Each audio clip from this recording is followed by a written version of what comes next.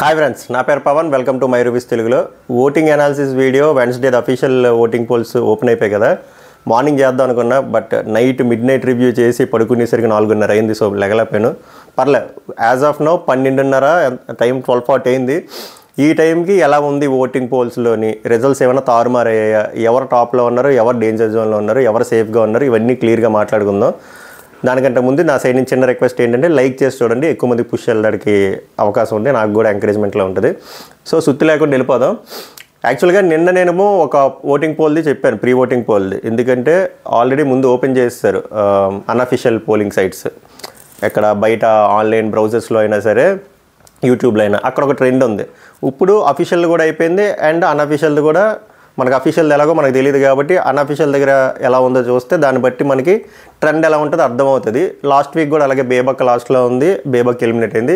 ఈసారి కూడా అలాగే వెళ్తుందో లేదో చూద్దాం. బట్ ఈసారి మాత్రం అలా అవ్వకపోవచ్చు, ఎందుకంటే 4 మంది డేంజర్ జోన్లో ఉన్నారు. మీరు పెద్ద పెద్ద యూట్యూబ్ పోల్స్లో చూడండి, ఆన్లైన్లో చూడండి, ఇలా ఈ 4 మాత్రం డేంజర్లో ఉన్నారు. టాప్లో మాత్రం ఫిక్స్డ్గానే నడుస్తుంది. అదే క్లియర్గా మాట్లాడదాం. నిఖిల్ గేము ఎంత నాశనం అయిపోయినా, నిఖిల్ ఎంత లో అయిపోయినా, నిఖిల్ ఎంత డిప్రెషన్లోకి వెళ్ళిపోయినా, నిఖిల్ కొన్ని ఫ్యాన్ బేస్ వల్ల ఆయన ఇంకా ఇప్పటికీ టాప్ 1లో అన్నాడు. అది హైలైట్. దీన్ని బట్టి ఆలోచించండి. నిఖిల్ ఫ్యాన్స్కి చెప్తున్నా, నిఖిల్ కానీ ఆ డిప్రెషన్ మోడ్ నుంచి, ఆ లోనెస్ నుంచి బయటకు వచ్చేసి కరెక్ట్గా గేమ్ ఆడితే ఫస్ట్ డే 1 డే 2 ఉన్నట్టు పీక్స్లో ఉంటుంది. అది అలా అర్థం చేసుకోవాలి. నిఖిల్ ఫ్యాన్స్ కాదులేండి, నిఖిల్కి అర్థం చేసుకోవాలి. నిఖిల్కి ఎవరైనా వెళ్ళి చెప్తే బాగుంది అనిపిస్తుంది. సో నిఖిల్కి ఎలా ఉందంటే 25% ఉంది ఓటింగ్ పోల్. నెంబర్ 1లో ఉన్నాడు. ఏం ఆడకపోయినా, నిజంగా చెప్పాలని ఏం ఆడలే. 25%. సెకండ్ విష్ణుప్రియది నిఖిల్ది హోరాహోరీగా అవుతుంది. విష్ణుప్రియ 22% ఉంది. బట్ ఇక్కడ మీరు గమనించాల్సింది, విష్ణుప్రియకి అట్లీస్ట్ ఇష్యూ అయినా అయింది, డైరెక్ట్లీ ఆర్ ఇండైరెక్ట్లీ. కొంచెం సింపతి వర్కౌట్ అయింది, కొంచెం సపోర్ట్ చేస్తున్నారు. ఆమె ఇన్నోసెంట్గా ఉంది ఇది అని చెప్పి. ఆమెకి అంత ఉన్నా ఆమె సెకండ్ ప్లేస్లో ఉంది, ఓకే బాగానే వెళ్తుంది. బట్ నిఖిల్ ఏం ఆడకపోయినా ఫస్ట్ ప్లేస్లో ఉన్నాడు. అంటే ఆడితే ఏ పొజిషన్లో ఉంటాడో ఆలోచించండి. అది మీరు గుర్తించాల్సింది ఇక్కడ. నెక్స్ట్ మన మణికంఠ 13%. మణికంఠ ఓటింగ్ కూడా చాలా స్టేబుల్గా ఉంది. And Manikanta second week first వీక్తో పోలిస్తే చాలా చాలా ఇంప్రూవ్ అయ్యాడు. ఆ ఎమోషనల్ డ్రామా చాలా తగ్గించాడు. గేమ్ ఆడుతున్నాడు. విన్ ఆర్ లూజ్ పక్కన పెడితే ఒక పాజిటివ్ ఇంటెంట్ అయితే కనబడుతుంది. అది ఓటింగ్లో కూడా కనబడుతుంది. సో వీళ్ళు ముగ్గురు సేఫ్లో ఉన్నారు ఆల్మోస్ట్. ఇంకెవరురా నెక్స్ట్ సేఫ్లో ఉన్నారంటే నైనికాకి 10% ఓటింగ్ పడుతుంది. బట్ అన్ని పోల్లో యావరేజ్ తీస్తే ఈమె కూడా సింగిల్ డిజిట్లోనే ఉన్నారు. బట్ ఈమె ఓకే. తర్వాత శేఖర్ భాష 8%, ఆదిత్య 8%, సీత 7%, పృథ్వీరాజ్ 7%. సో ఇలాగా ఒక్కొక్క ఓటింగ్ పోల్స్లో ఒక్కొక్కలా ఉంది. నేనేం చేశానంటే అన్నీ తీసి యావరేజ్ చూస్తే ఎవడు రిస్క్లో ఉన్నాడు అనిపించిందంటే, ఫస్ట్ యాజ్ ఎక్స్పెక్టెడ్ టాప్లో నిఖిల్ ఉన్నాడు, సెకండ్ విష్ణుప్రియ, 3 మణికంఠ, 4 శేఖర్ భాషకి బాగానే పడుతుంది ఓటింగ్. యూట్యూబ్లో చూసినా బయట చూసినా.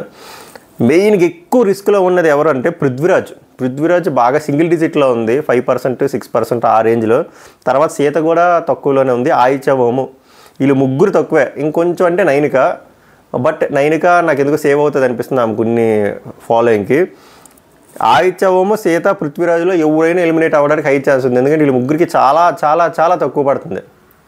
కాకపోతే వీళ్ళు ముగ్గురితో పోలిస్తే సీత బాగా ఆడుతుంది, పృథ్వీరాజ్ బాగా ఆడుతున్నాడు. ఆయిచ ఓంది ఏం నాకు కనబడట్లేదు. సో ఎవరు ఎలిమినేట్ అవుతారు అనేది తెలియట్లేదు. ఈ 3 రోజుల్లో ఏమైనా ట్విస్ట్లో టర్న్స్ ఉంటాయా, వీళ్ళు గేమ్ పర్ఫార్మెన్స్ బట్టి ఏమైనా మారుతుందా లేదా అయితే చూడాలి. బట్ వీళ్ళైతే చాలా రిస్క్లో ఉన్నారు.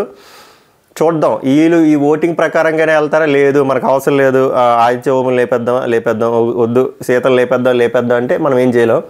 బట్ యాజ్ ఆఫ్ నౌ అయితే ఇంకా కరెక్ట్గా క్లియర్గా చెప్పాలంటే పృథ్వీరాజ్ డేంజర్ జోన్లో ఉన్నాడు. చూద్దాం ఏమవుతుందో. మామూలుగా చెప్పుకోవాలంటే పృథ్వీరాజ్ బాగానే ఆడుతున్నాడు. బట్ కమ్యూనికేషన్ ప్రాబ్లం వల్ల మరేంటో కనెక్ట్ లేదనుకుంటా, ఆ కన్నడ లాంగ్వేజ్ వల్ల. ఇది ప్రజెంట్ ఓటింగ్ ట్రెండ్.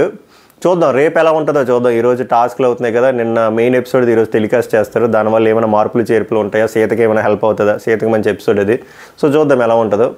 సో ఈ వీడియో మీకు నచ్చింది అనుకుంటున్నాను. నచ్చితే లైక్ చేయండి, షేర్ చేయండి, కామెంట్ చేయండి, సబ్స్క్రైబ్ చేసుకుని గంటను గట్టిగా కొడితే బిగ్ బాస్ రిలేటెడ్ రివ్యూస్, ఈ ఓటింగ్ అనాలిసిసే కాదు అన్ని 24/7 ఆనెస్ట్ రివ్యూస్ మీ ముందుకు వస్తాయి. మళ్ళీ నెక్స్ట్ వీడియోలో కలుద్దాం. Until then take care, by.